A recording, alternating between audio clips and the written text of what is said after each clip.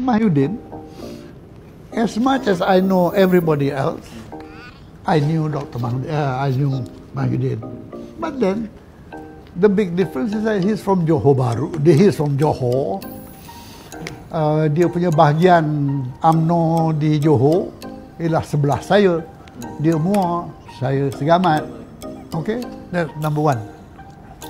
Number two, kerana itu berapa tahun-tahun begitu lama, saya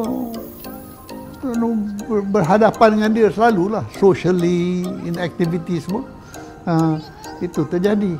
His Malay is perfect. His English is perfect. His agama Johor lah. Kita orang Johor semua perfect. Saya pun masuk. Kita orang pergi sekolah agama. Bapa dia sekolah agama. Cikgu.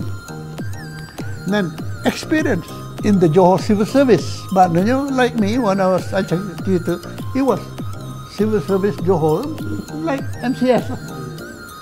He was there, he has experience. Lepas itu join public private sector masa one time. So then he became Deputy Minister of Trade and Industry or something like that, atau Parliament, saya tak tahu. Dia pegang banyak jawatan-jawatan sebagai menteri. What do you want? Orang cakap Mahyudin ni is backdoor government. Tak. Nobody respect him. Hari-hari orang bantai dia. Mahyudin beat Mahathir to it.